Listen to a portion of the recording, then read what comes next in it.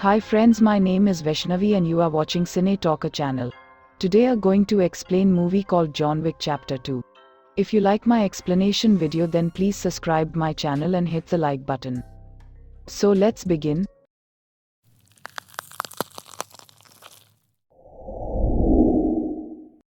Jhon Wick heads to a warehouse owned by Abram Tarasov to get his car back. Abram wants payback against Jhon for killing his brother Viggo and nephew Iosif. Jhon is killing all of Abram's guards before he finally gets to his car. As he drives away, a whole mess of Abram's goons start attacking Jhon. His car gets banged up, and the henchmen slam into Jhon with their cars, but the man is persistent and easily kills all the goons before making his way to Abram's office.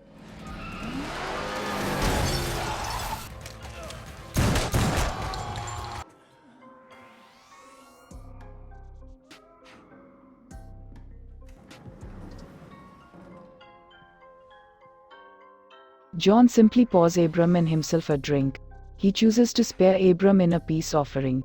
Abram questions Jhon as to whether or not he can actually find peace.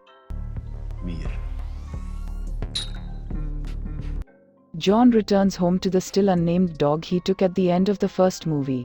He calls Aurelio to come pick up the car, which is a total wreck. Still, Aurelio claims he can fix it. After he leaves, Jhon reburies his weapons beneath cement, as he feels he is done with the assassin life. He watches a video on his phone of himself and his late wife Helen. Later that night, Jhon is visited by another assassin named Santino D'Antonio. He presents Jhon with a marker that Jhon gave him, which is essentially a blood oath used to get out of the assassin life when he decided to be with Helen. Santino wants Jhon to kill his sister Gianna, who is set to ascend to the High Table, a group of powerful assassins. Jhon refuses, despite knowing full well what will happen if he does so. Santino leaves Jhon's house and then grabs an RPG launcher to destroy Jhon's house.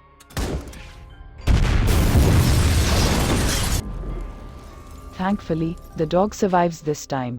Jhon goes to the Continental Hotel to meet with Winston to discuss the marker and what Santino has requested of him.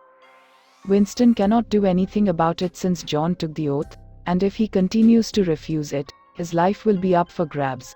Jhon then heads off and leaves the dog in the care of the hotel's concierge, Karen. Jhon heads off to Rome to complete the task. He stays at the Continental there, owned by Julius. Jhon then meets with several people to get the weapons he needs to kill Gianna. Jhon attends a party that is basically Gianna's coronation. She is accompanied by her loyal bodyguard Cassian. Jhon confronts Gianna alone. He tells her that Santino sent him. She chooses to die on her own terms and slits her wrists. Gianna lays in a pool as she dies. Jhon holds her hand and puts a bullet in her head to make it look like he killed her. Cassian spots Jhon as he is leaving. Knowing Jhon is working again, Cassian tries drawing his gun on Jhon, but Jhon is faster. He gets away and starts killing the other hitmen that go after him when they find out Gianna is dead.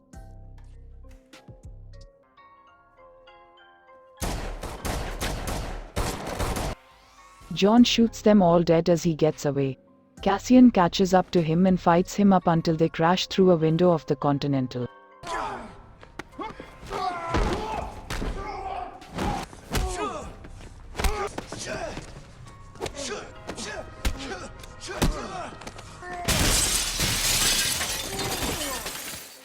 Since no blood may be spilled on Continental grounds, Jhon and Cassian sit at the bar to calm their nerves with drinks. Jhon explains the marker and that Santino sent him to kill his sister. Cassian understands but also cannot allow his ward's killer to go unpunished. He pays for Jhon's drink and leaves. Jhon then spots Ares, Santino's mute bodyguard. She lets him know through sign language that she'll be seeing him. As Jhon is heading back to New York City, Santino puts out a $7 million contract to kill Jhon. The contract goes out to all the hidden assassins in the area. A violinist in the subway pulls out a gun from the violin and tries to kill Jhon, but he subdues her and breaks her neck. A heavyset Asian man goes after Jhon and gets his brains blown out. Two men in the subway try to get in on it, and Jhon brutally kills them with a pencil. Cassian finds Jhon as he gets on the subway and fights him in the train.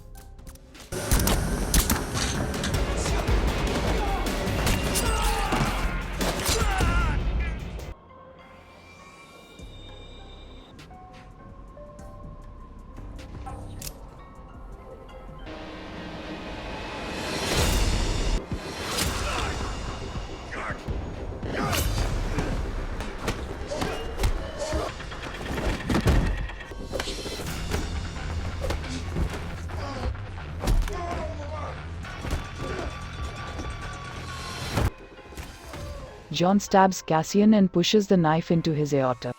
He tells Cassian that if he pulls the knife out, he will bleed to death. Jhon leaves Cassian on the subway. Jhon runs into an assassin posing as a homeless man and asks for help as two assassin janitors go after Jhon. The homeless assassin kills the janitors. Jhon goes to seek sanctuary from the Bowery King, an assassin that once had a run-in with Jhon and was left with a scar on his neck. Jhon spared him, and so now the BK sees himself as unbreakable. He also knows of the bounty on Jhon's head. With BK's help, Jhon is able to locate Santino's whereabouts. Jhon heads to a museum where Santino is set to take his place at the high table. Jhon crashes the shindig and starts going after all of Santino's men. Jhon chases Santino through a hall of mirrors before having to fight Ares. Within the section.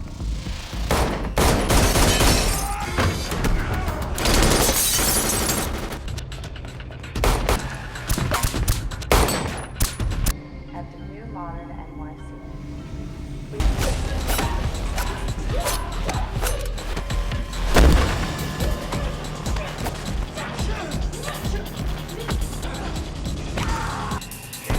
Jhon manages to stab Ares and leave her to die. Santino rushes to the Continental to seek refuge, knowing that he can't be touched there. Jhon finds him in the lounge. Winston knows what Jhon is about to do and tries to calm him down. Still, Jhon blows Santino's brains out. What have you done? Finished it. He then goes to pick up his dog from Karen. The next day, Jhon goes with his dog to meet with Winston at the park. Winston informs Jhon that because he killed on Continental grounds, the High Table has doubled the contract and sent it to every assassin across the globe. Winston must mark Jhon as excommunicado, but he gives him 1 hour before the contract takes effect. It then becomes evident that every single person in the park is an assassin, and they have their eyes on Jhon. Jhon tells Winston to let everyone know that if they go after him, he will kill them all. Winston agrees. Jhon leaves as Winston puts the word out. Every passing person looks at Jhon, knowing who he is and what they want from him. Jhon is forced to take the dog and keep on running. I think this is the end of the video, so if you like my video then please comment your thoughts, subscribe my channel and hit the like button. Thank you, take care and stay safe.